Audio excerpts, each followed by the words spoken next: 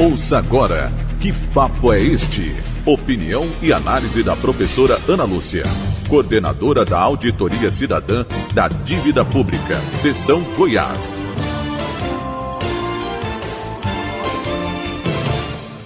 No último programa, nós oferecemos alguns dados para mostrar como o agronegócio contribui para aumentar a fome, e a insegurança alimentar no Brasil, né? Ele só produz para exportar e para ter lucros, né? Que facilita a vida deles, né?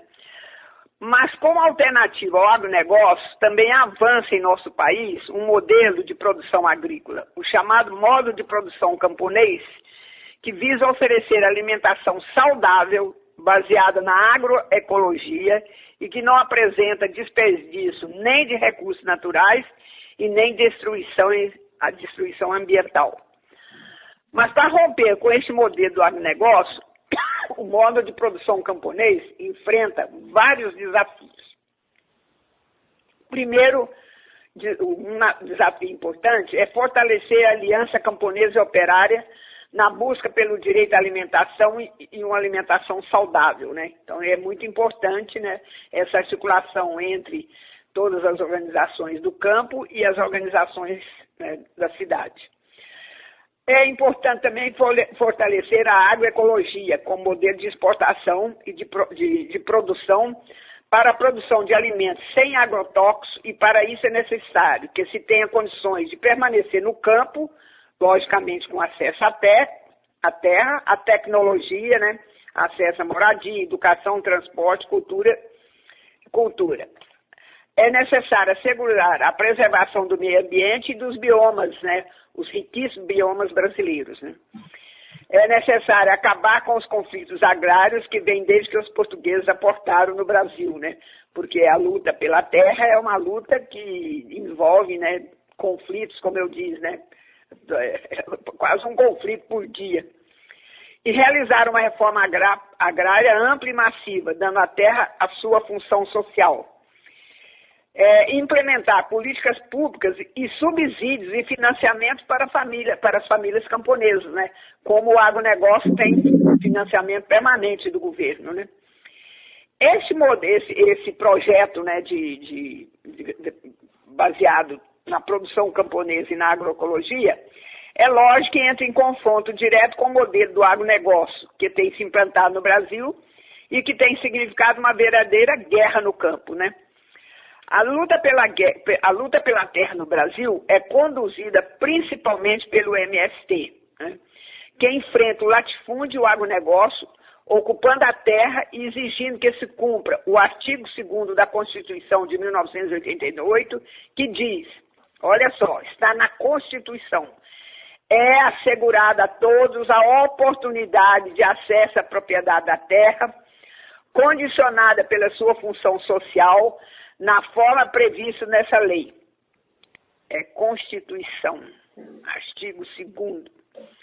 Atualmente temos no Brasil 160 cooperativas, 120 agronegócios, agroindústrias e 1.900 associações ligadas ao MST, que produzem café, fruta, hortaliça, leite, uva, castanhas e mais outros dezenas de produtos. A experiência mais bem sucedida do MST é a produção de arroz orgânico no Rio Grande do Sul, envolvendo 260 famílias com um sistema de cooperação, e chega a produzir 15 mil toneladas de arroz, né? Inclusive, durante a pandemia, né, essa produção foi fundamental no Rio Grande do Sul, ajudou a matar a fome de muita gente, né? Outra experiência bem sucedida do MST, que foi lançada em 2016, são os armazéns do campo, buscando comercializar os alimentos saudáveis por eles produzidos, né? Então é importante controlar a cadeia da produção e da comercialização. Hoje são 36 unidades em 13 estados. Os armazéns do campo também se destacam pelas atividades culturais e políticas, com shows musicais, lançamento de livros e debates políticos. Inclusive, eu presenciei o lançamento desse armazém do campo em Salvador. E, proximamente, estão preparando para lançar também em Goiânia. As cooperativas e associações do MST mostram que, na prática, a viabilidade da reforma agrária popular, que atualmente tem 450 mil famílias assentadas, mas, por outro lado, temos 110 famílias acampadas, lutando pelo direito à terra. Não tem terra? Tem muita terra. Quem anda pelo Brasil sabe que tem muita terra, né? E temos terra. Um exemplo, grandes proprietários devem 200 bilhões de impostos. Imagina.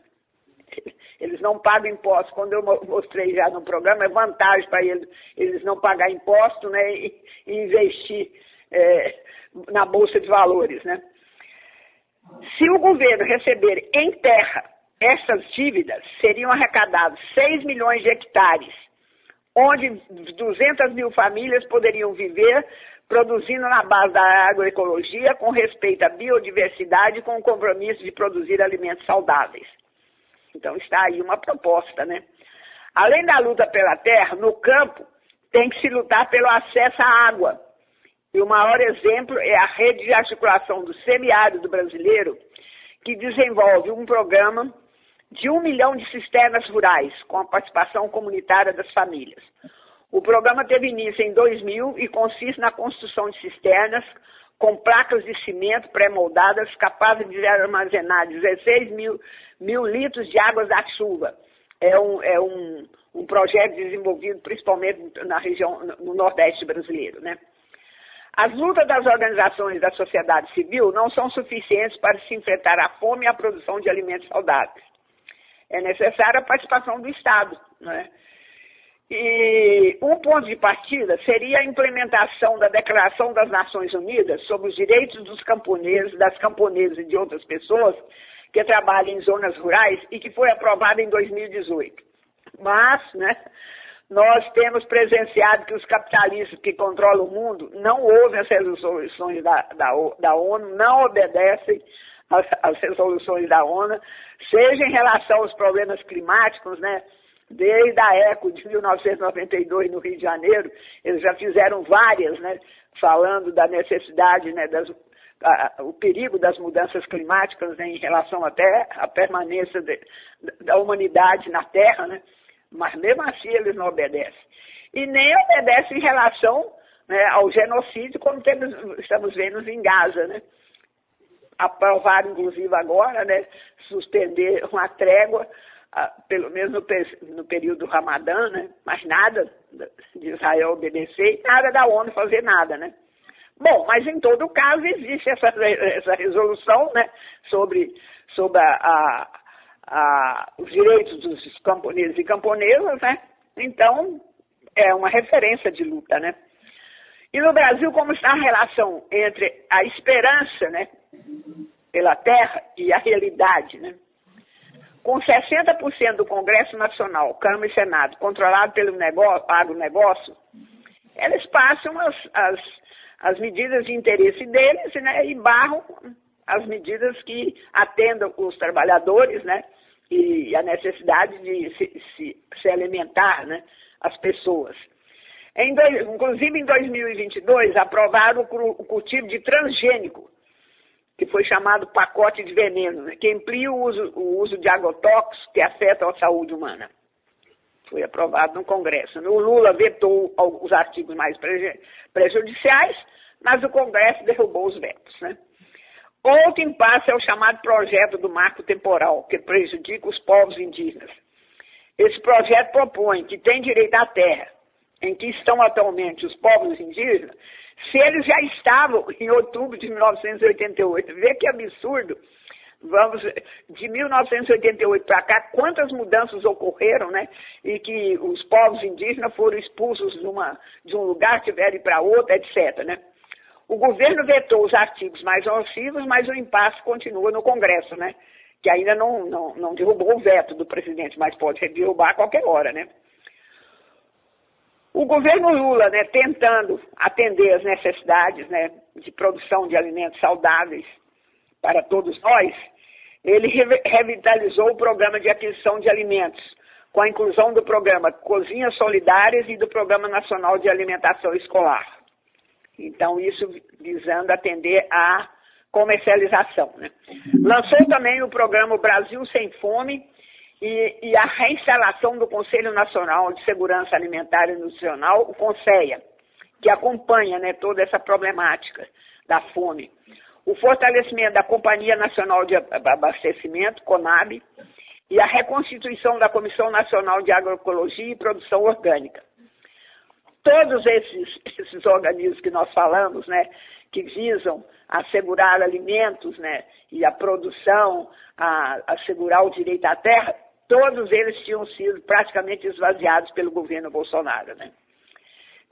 Então, ele destruiu tudo aquilo que contribuía para criar condições para se matar a fome, né? A fome dos pobres, né? Principalmente, que são os que passam fome, né? E aí o Brasil voltou ao mapa da fome, né? Do qual já tinha sido excluído, segundo os dados da ONU, né? Agora, para desenvolver esses programas é necessário grana, né? Aí o buraco é mais embaixo. O orçamento de 2024 para o Programa de Aquisição de Alimentos é de 401,8 milhões, o que é absolutamente insuficiente. Para a reforma agrária, é de 567 milhões, que é um quinto do que o Instituto o INCRA, né, recebeu entre 2006 e 2013. Imagina, um quinto.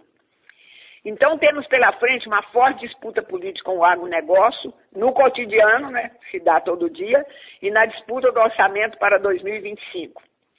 E atenção, a luta começa, a disputa começa nos municípios. Então, atenção em quem você vai votar para vereador e prefeito. Preste bastante atenção. Veja todos os partidos que estão ligados ao agronegócio. Não vote em nenhum candidato deles.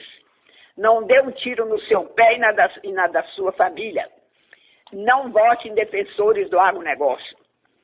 Bom, e para terminar, vamos ouvir uma música do cantor paraibano Chico César, chamada Reis do Agronegócio, que um ouvinte do programa da semana passada me enviou. Então, a busca de reforçar, né, o que o agronegócio significa, né, na realidade. É uma coisa que eles falam, né, o agro é pop, outra coisa é a realidade. Então, vamos lá com o Chico César?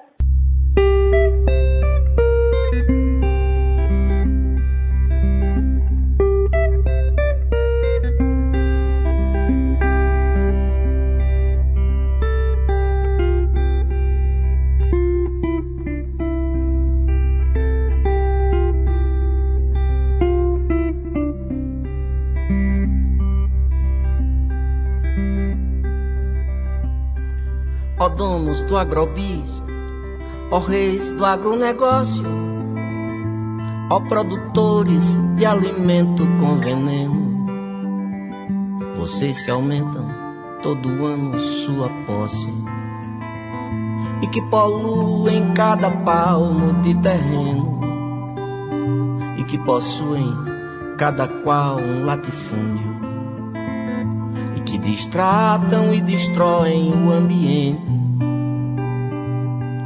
De cada mente de vocês olhei no fundo e vi o quanto cada um no fundo mente.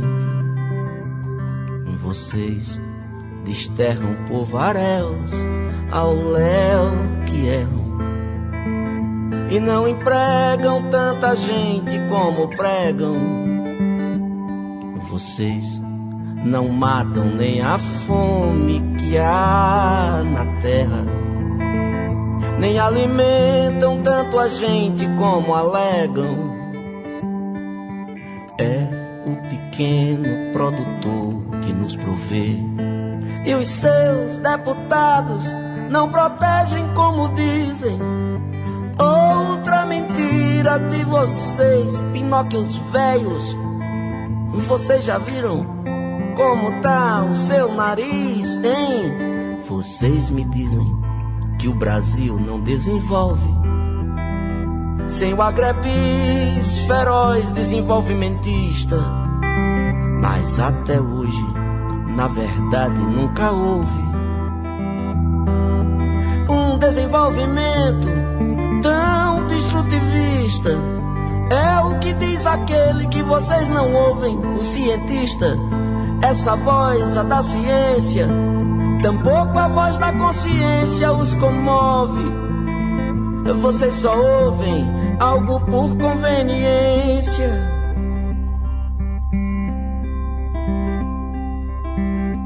Para vocês que emitem montes de dióxido, para vocês que têm um gênio neurastênico, pobre tem mais é que comer com agrotóxico. Povo tem mais é que comer se tem transgênico. É o que acha, é o que disse um certo dia. Miss Motosserra, rainha do desmatamento. Já o que eu acho é que vocês é que deviam diariamente só comer seu alimento. Vocês se elegem e legislam feitos cínicos, em causa própria ou de empresa coligada. O frigo, a multi de transgene e agentes químicos que bancam cada deputado da bancada. Até comunista cai no lobby antiecológico do ruralista, cujo clã é um grande clube. Inclui até quem é racista e homofóbico. Vocês abafam, mas tá tudo no YouTube. Vocês que enxotam o que luta por justiça. Vocês que oprimem quem produz e que preserva. Vocês que pilham, assediam e cobiçam a terra indígena, o quilombo e a reserva. Vocês que podam e que fodem e que ferram. Quem represente pela frente uma barreira, seja o poceiro, o seringueiro ou sem terra, o extrativista, o ambientalista ou a freira.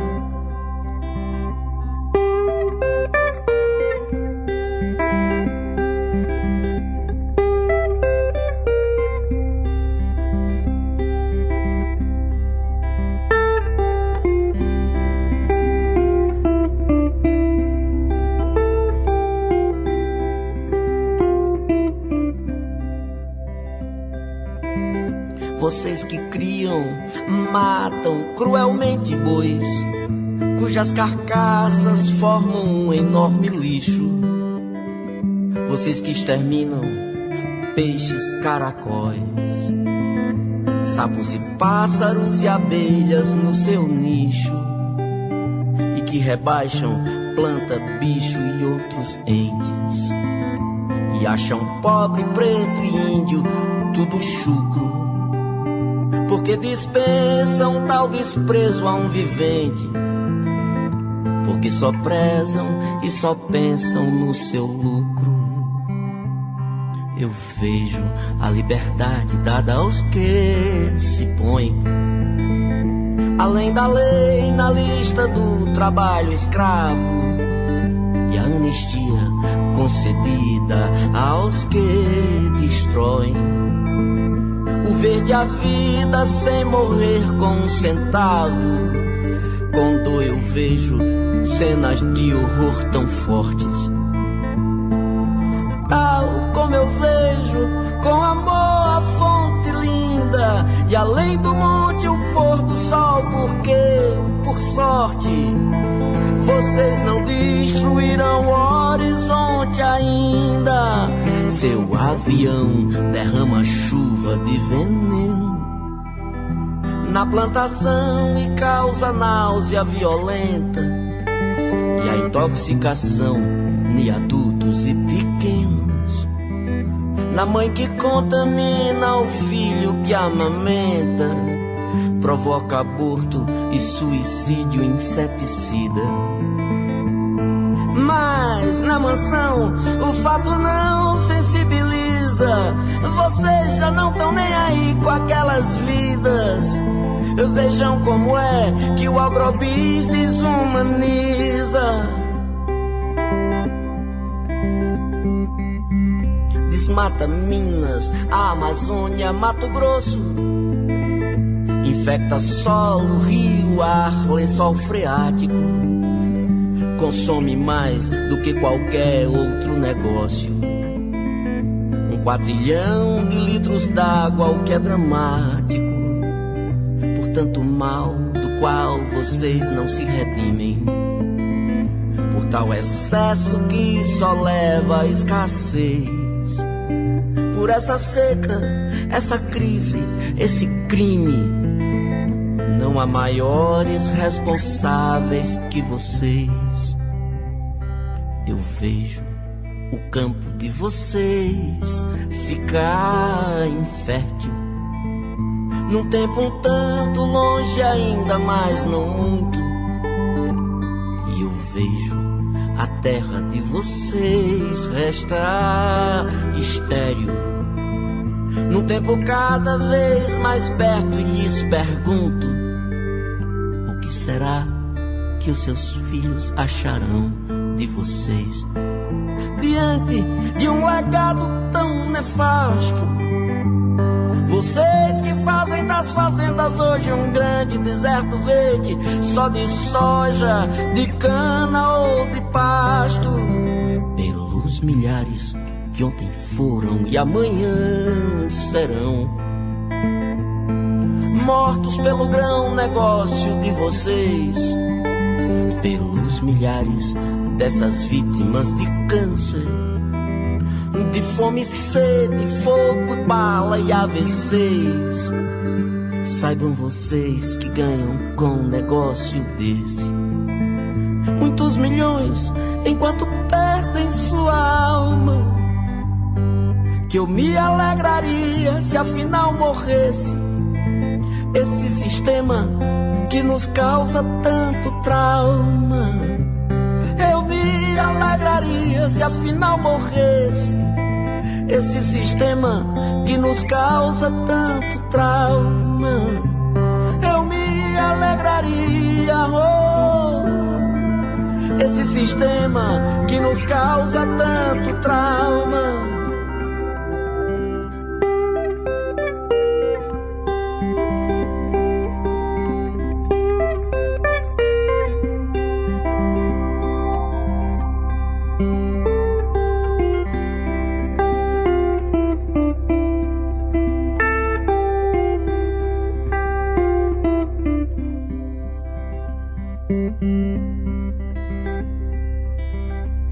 Ó donos do agrobis, ó reis do agronegócio, ó produtores de alimento com veneno,